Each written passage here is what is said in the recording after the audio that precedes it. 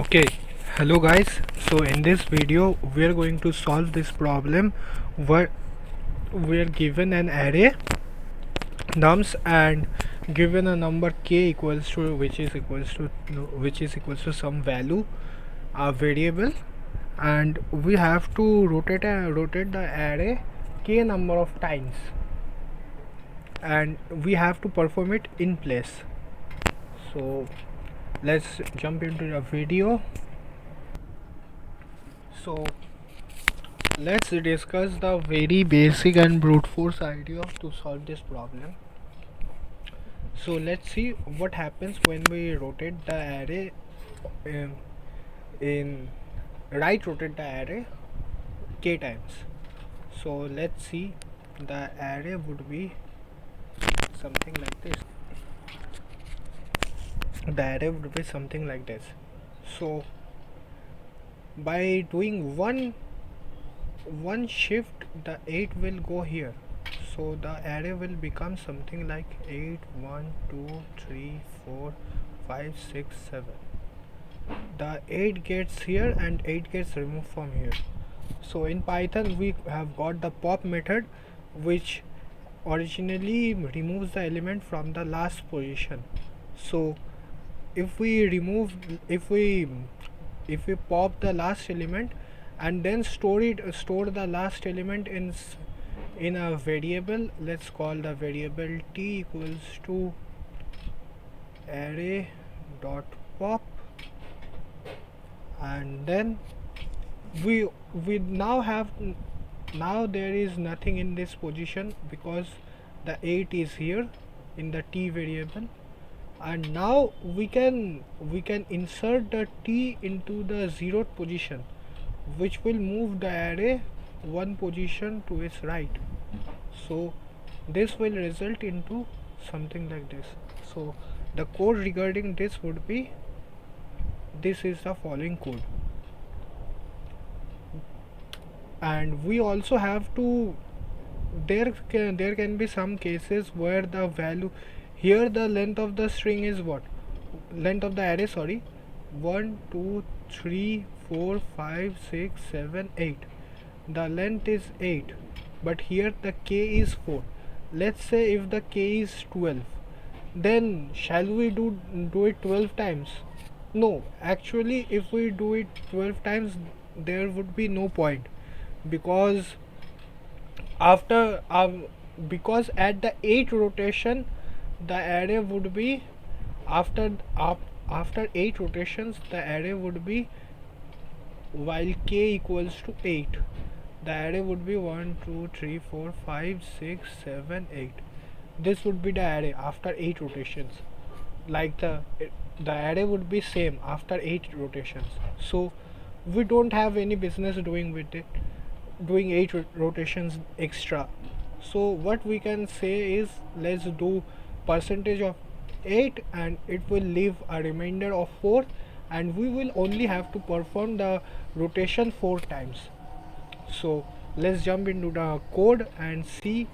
First we have taken the mod of, updated the k as a mod of k itself, and the number and the length of nums, or the length of the array.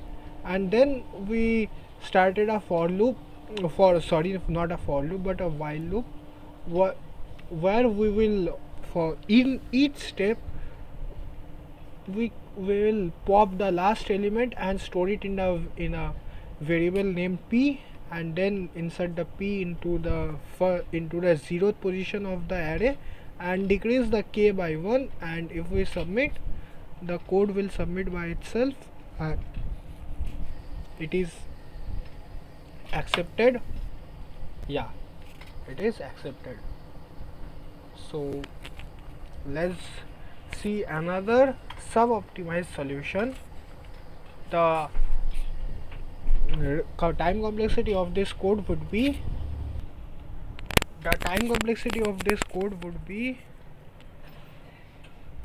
big O of k times n, because this insertion takes big O of n time. That's why. So this would be the time complexity of this code. Now let's jump into another solution which we can do. So now as we can see, this is a array A and the k equals to 3, it is given. Now what we can do is something like we can calculate after what happens after one rotation. After one rotation this will happen 7 1 2 3 4 5 6, right? After second rotation this would happen 6 7 1 2 3 4 5. After the third rotation something like this would happen 5 6 7 1 2 3 4. Yeah, so as we can notice, this was the first array, right? This was the first array, this was the first array that we took, and this was the resulting array after k number of rotations.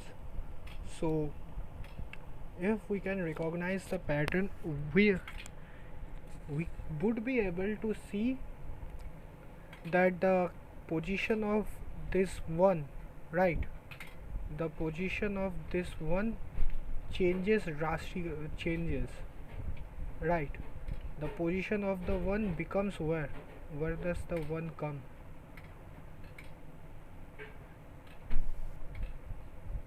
If we divide it like this,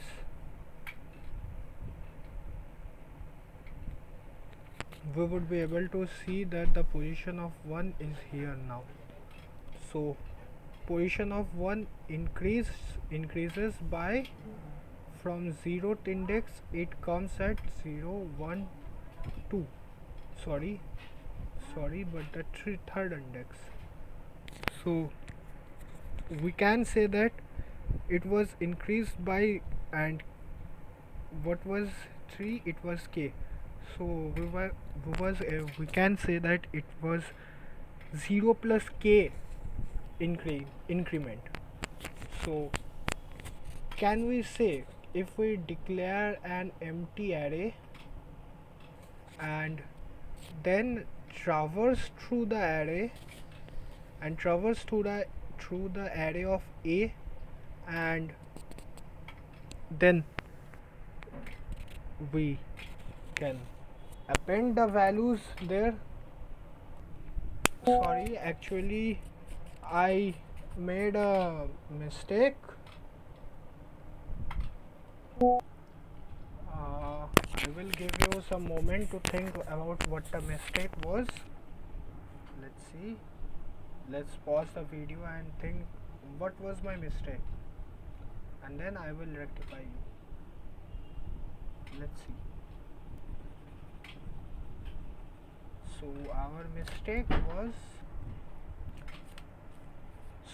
our mistake was we won't actually declare an array of temp, but we will create a copy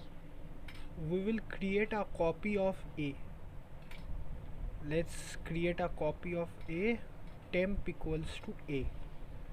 What would it be? It would be a copy of A.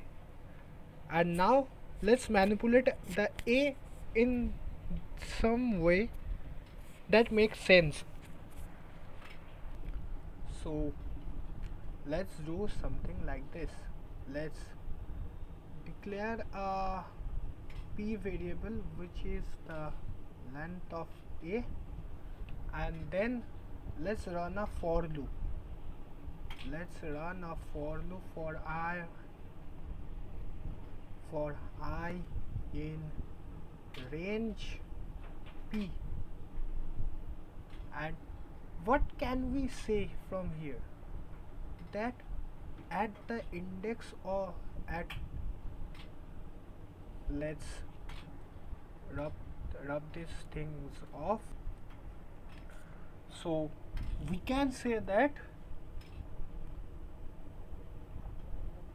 the for I equals to 0 this would be something, and can we say modify the 4 to 1 after here, because what we saw at the third, after 3 rotations, what was the value that remained there?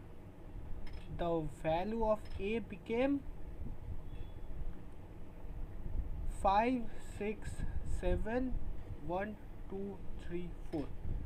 So here we can insert 1. After that we can do the same for 2, we can do the same for 3, we can do the same for 4, and then it will be the same for 6, and it will be same for 7. So how can we make this, write this in a code? So can we say that for let's create our temporary variable t equals to nums. Now let's do for I in range, let's declare a variable that would be our p equals to len of nums, k mod p for I in range p nums of I plus k.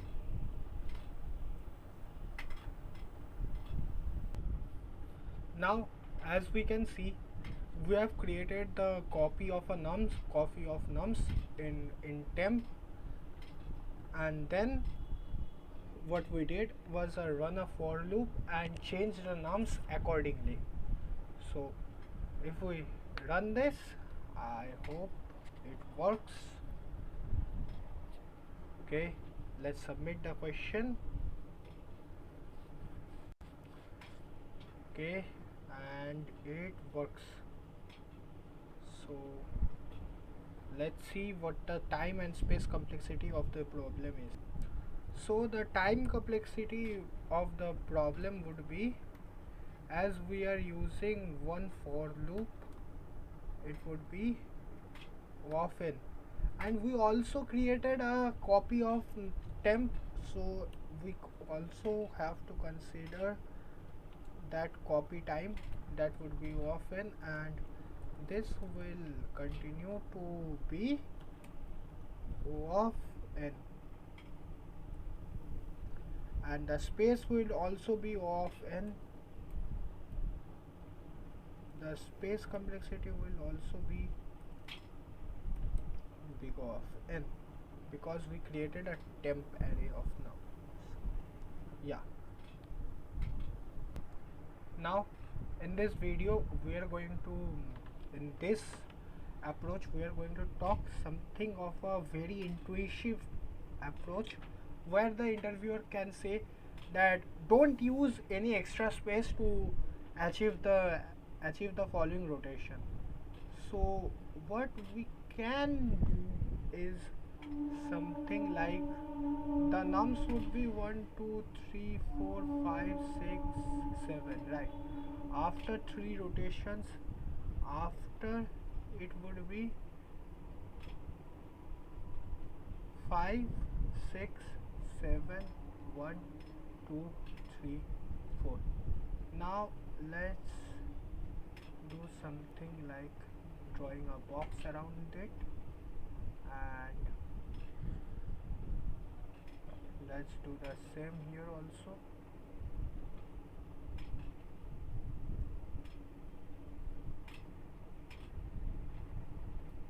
Sorry, but not, the box is not that great, but yeah, you will have to manage with this. So basically, Hello.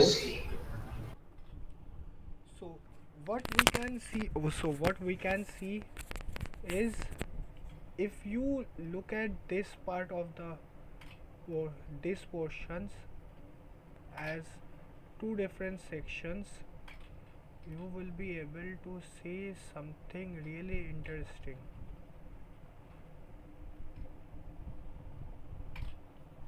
The whole parts are reversed. The parts are actually reversed. You will be able to see this 5 6 7 part. This 5 6 7 part comes at first and this part goes at last. So we can say something like this. We can also solve the problem by doing something like this. Let me show you. So everyone using Python should have a valid knowledge about this, which is slicing. So we can say something like p equals to, let's say we can slice this part, right? Nums up to k. Let's say not k, but len of nums minus k, like we can say p minus k. And for this we can say, for the p2 part 1 and part 2, for the part 2 part we can say p minus k to the end. So this will solve our problem. So let's go and look into the problem solution.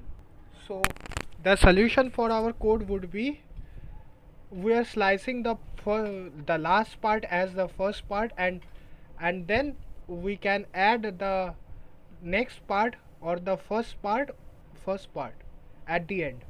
So what we are doing is slicing the 1 2 3 4 5 6 7, right?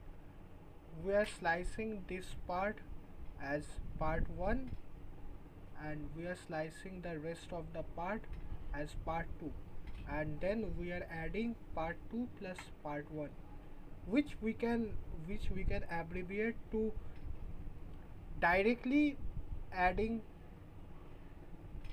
p2, like this, nums of p minus k up to this plus nums of p minus k. This would be our solution. Let's submit our code. Let's see. Let's see if our solution is correct. And yeah, it beats 66% of the solutions in Python. So this would be our problem, and thank you for tuning in and watching this video. Hope you like and share and subscribe.